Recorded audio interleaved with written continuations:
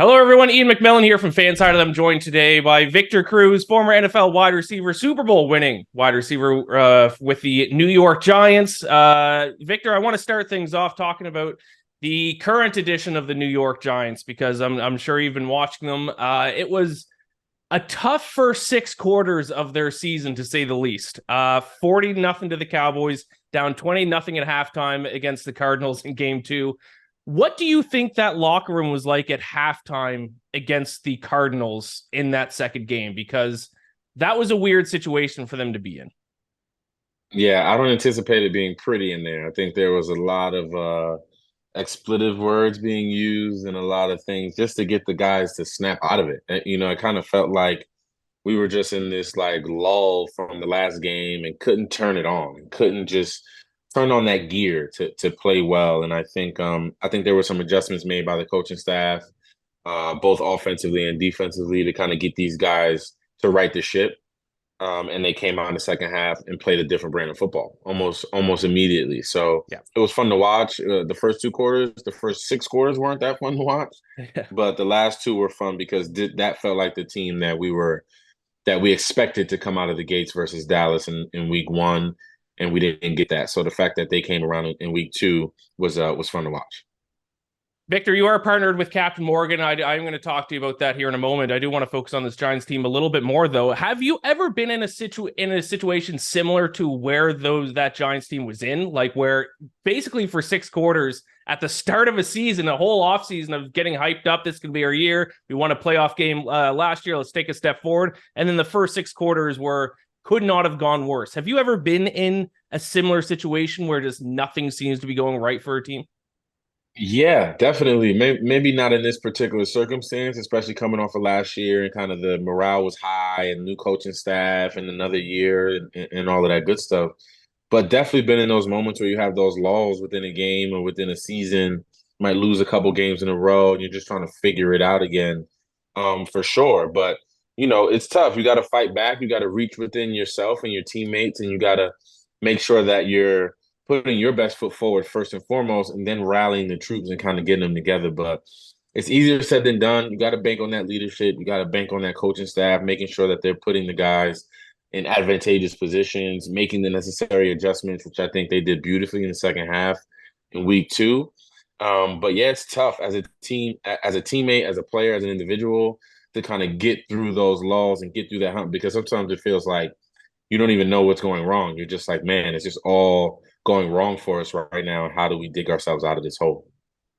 Did you see any similarities between that and the year that you guys won the Super Bowl? Because that year you guys had a little bit of a lull. It obviously wasn't at the start of the season, but there was that halfway point of the season. You guys had gone 1-5 through a 6-game stretch. I think you were losing to the Jets, and then all of a sudden you rip off a 99-yard touchdown, go on to win that game, and then don't lose again all the way up to the Super Bowl when you beat the Patriots. Is there any similarities to that and almost that second half from the Cardinals? Can that kind of spark this team moving forward, kind of like potentially that 99-yard touchdown did for you guys back in 2011? Yeah, for sure. I think that's that lull that I was talking about, right? Like Right. that middle of the season, you're trying to figure it out. You're in the doldrums of the season, in the heart of it, where it's up to the coaching staff to kind of keep you energized and keep you pumped in week to week and make sure you're focused and you're locked in. But yeah, those are the laws that happen. But I do think that second half of the Arizona game is indicative of what this team is and indicative of what we'll see, hopefully moving forward. I think that's the brand of football that we're going to see from them. Daniel Jones making great decisions, guys downfield making big plays. He hit 7 different receivers with passes this past week. Like that's the type of production, that's the type of quarterback play offensively that we want to see and that we're, kind of accustomed to seeing now, especially in that second half.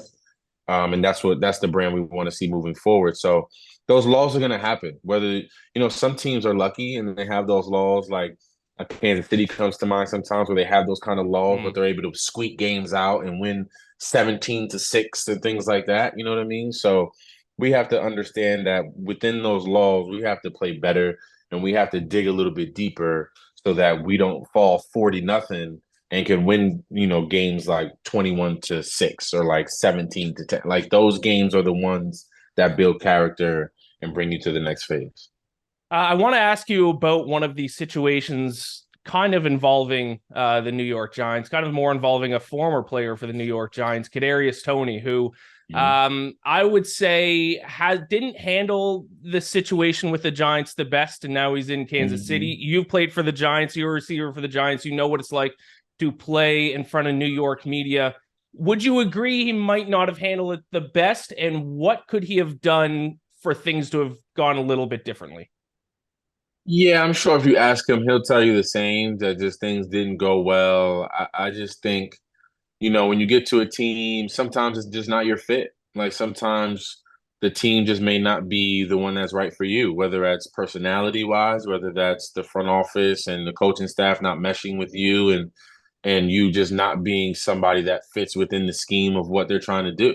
And whether that's, your play on the field or your attitude off the field or a combination of both, like it's a multitude of things that can categorize you as someone that doesn't fit what the Giants are doing or what your respective team that drafted you is doing. And sometimes you have to make a decision as a GM and as ownership to move a guy like that. And I think sometimes it's a benefit. Sometimes you move a guy like that and it's for his own good, and he goes to a circumstance where it's better for him, where his personality fits that team and fits that coaching staff. So I think he could have probably handled things differently. I'm sure if you ask him, he'd want to take some things back and move a little bit differently. But I think he's in a better situation now. I know he had a couple of drops in week one. I know he's trying to, right the ship in that regard. But as receivers, we've all been there, and he'll be fine. But I'm sure there's some things that as he matures and gets older, he'll want to take back from his experience in New York, and we'll see where he nets out. Do you think there really is actually some added pressure playing in front of New York media, or is that just kind of a myth or something that gets blown out of proportion a little bit? No, I think it's real. I think it happened. I think it really happens. I think especially guys that come from other teams, like a guy that played in, whatever, St. Louis or I mean they're LA now, but in a Jacksonville, a smaller town, a smaller city, a smaller media area, right? And then you come to New York and you see a room of 50 people getting a soundbite from you after a game or 20 reporters in front of your locker after games, and what you say becomes headlines and people read it and they're tweeting you about it. And I mean there's so many layers to that. So yeah, I think guys when they come to New York or major markets and big media markets, I think they understand the level of pressure that kind of comes with that. That comes with winning and that comes with being good, and especially in New York City because the bar is set so high. Mm, So yeah, I think some guys come in and are a little intimidated by that, which in turn makes it hard, or they're just trying not to mess up so much while they play. That makes it hard to right. be good out there. There's another hot topic going around the NFL. I'm interested to get your take on turf versus grass. A bit of a Hmm. hot topic now. A lot of players blaming turf for injuries. A lot of people think that the NFL should switch to all their fields being grass. Did you have a preference playing on turf versus grass, and do you think the NFL all stadiums should go to grass only? Yeah, I think we should all go to grass. I'm a huge advocate for grass stadiums. I just think there's more give into the grass when your foot or cleat, these cleats are so advanced right now. Guys are cutting at the drop of a dime, and the surface that they're playing on isn't advancing. As much as the cleats and the footwear is advancing and they're getting sharper and allowing you to make more cuts and sharper cuts and like building that technology, I don't think the field and the turf substances have advanced as much as the footwear that guys are wearing. In turn, you get guys that put their foot in the ground, turn in a different direction, foot stays put. That's when you get the bad injuries to your knee. That's when you get the bad injuries to your ankles and things like that. So I'm a huge advocate for grass. I think there's just more give. I think when you stick your foot in the ground and you have a little bit of give against the ground, against the dirt, against the grass, it'll just allow for less injuries and allow for your tendons to just be taken care of a little bit more. And I do think that all NFL stadiums should go to grass. I think Arizona has grass that they wheel into the stadium and wheel it out and have that certain, ability to do that indoor outdoor situation. So I think there's ways to do it. I just think the New York, not the New York Giants, but the NFL in general has to just prioritize it and make it a real thing if they want their players especially their star players, right? They want their star Right. players to make money for them and be on the field and create the fan experience. And if those guys are injured and not there, fans that come to the game are missing or losing that one aspect of coming to see their favorite players. I agree 100%. I want to ask you about this Puka Nacua kid. I don't know if you've Mm-hmm. been able to watch him play much the first 2 weeks, but you were an undrafted rookie. I'm curious if you have a bit of a soft spot for this guy. Was drafted, but later on in the draft, for these guys who were drafted in the 5th, 6th, 7th round, or guys who weren't drafted at all. Do you ever get guys who are undrafted reach out to you for advice on kind of how to make it, especially in their first years at training camp? And number two, do you have a soft spot for those kind of guys? Because like I said, Puka Nacua, not undrafted, but a guy who's drafted in the 5th round, all of a sudden Yeah. exploding for 25 catches in his first 2 games. Yeah, definitely an unknown coming out and now making a name for himself. But yeah, man, I always have a soft spot for those highly drafted or undrafted guys and just understanding where they come from and their mindset. And like, it's just different, it's just different Yeah. mindset when you're drafted later. And when you go undrafted, you have to come in there making no mistakes. You almost have to be somewhat perfect. You almost have to be a little lucky as well. You have to also be talented. And I think he embodies all of that. I've been watching the last game I watched just to see how he would respond. I think Cooper Kupp being injured gave him the opportunity to go in there and prove himself, and he's making the best of it. And he's catching balls, and you can tell that he's like someone that's relishing in this opportunity and excited about it. And it's just fun to watch. I always root for those guys. I always have a soft spot for those guys. And guys do reach out to me. I've had DMs or even in the building at the Giants. And the biggest question I get is, what do I like? How did you do it? Like, what were you thinking about? What were the things that were on your mind? How are you navigating day to day? Like, what were you thinking about? And I was like, I remember a coach telling me I had to make one wow play every day. Like every day in camp, I had to make one wow play.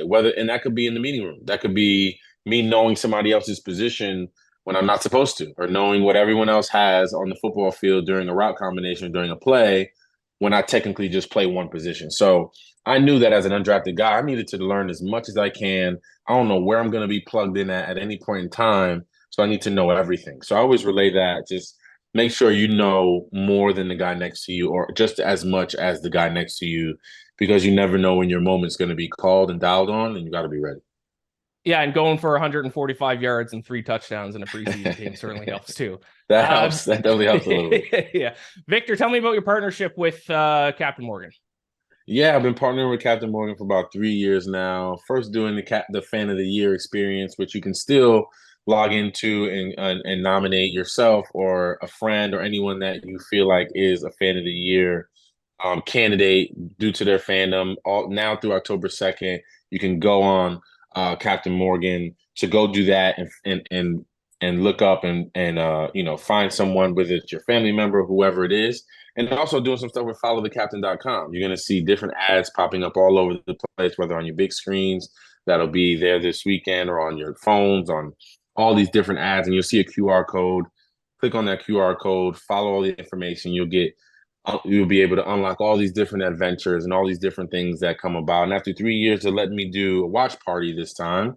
So if you go to that QR code, you will have opportunities to be invited to that watch party and have a good time with me and some of my friends, surprise guests that'll be in attendance as well. So go to followthecaptain.com for all the information you need on that. Perfect. I highly encourage everyone to do that. Really quick, Victor, I need your Super Bowl prediction before I let you go. Oh man, it's so early. It's just week 2 here It's coming up, very or early. week 3 rather, but it's very early. But if I'm gonna, okay, so AFC side, I'm going with that's tough. I'm going with Baltimore. Going Baltimore Ravens on the Ooh. AFC side. And then on the NFC side, barring my Giants don't make it, that's always my first pick. But on the other side, I'm going Miami Dolphins. Wait, are they in the NFC? Is that AFC also? AFC. That's also AFC. I like the Dolphins though. Okay, I'm gonna go Baltimore, and then NFC, I'm going 49ers. How about Okay. that? There we go. Baltimore against 49ers. It'll be a rematch of a Super Bowl from a few years ago. Exactly. All right. I love it, Victor. Thank you so much for your time. I really appreciate it. Take care. No problem at all. Thank you.